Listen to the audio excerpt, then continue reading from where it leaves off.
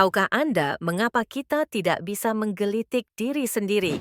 Fenomena ini bukan sekadar keanehan acak, ada penjelasan ilmiah yang menarik di baliknya. Mari kita selami dan temukan fakta-fakta unik di balik pertanyaan ini.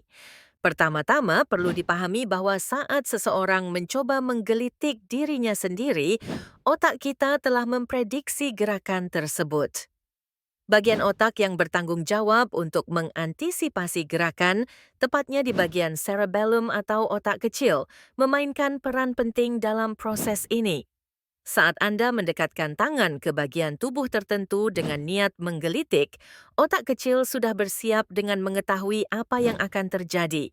Ini berarti otak mengetahui bahwa rangsangan tersebut berasal dari Anda sendiri, dan dengan demikian tidak menghasilkan reaksi geli yang sama seperti ketika orang lain yang melakukannya. Reaksi geli ini sebenarnya adalah respons pertahanan tubuh terhadap potensi ancaman. Saat kita digelitik oleh orang lain, tubuh kita tidak dapat memprediksi gerakan yang tepat, sehingga otak melihatnya sebagai bentuk stimulasi luar yang tiba-tiba.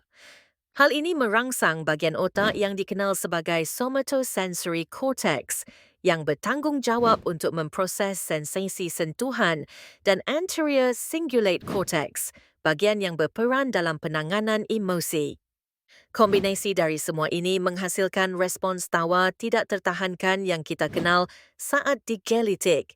Namun, ketika kita mencoba menggelitik diri sendiri, otak dapat membedakan antara input sensorik yang berasal dari tubuh kita sendiri dan dari sumber eksternal.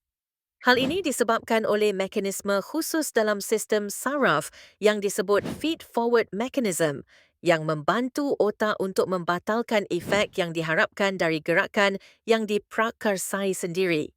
Dengan kata lain, otak kita berhasil menyeimbangkan jarak antara prediksi dan realitas dari sensasi ekstra yang disebabkan oleh usaha menggelitik diri sendiri. Menariknya, penelitian juga menunjukkan bahwa orang dengan gangguan persepsi sensorik, seperti skizofrenia, terkadang bisa menggelitik diri sendiri. Kondisi ini menunjukkan bahwa kemampuan otak untuk membedakan antara sensasi diri dan non-diri mungkin terganggu.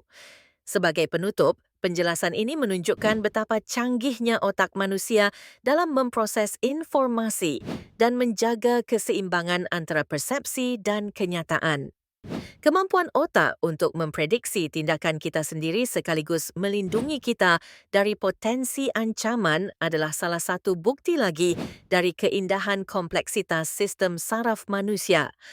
Jadi, meskipun kita tidak bisa menggelitik diri sendiri, kita bisa terus mengagumi keajaiban di balik fungsi otak kita yang luar biasa.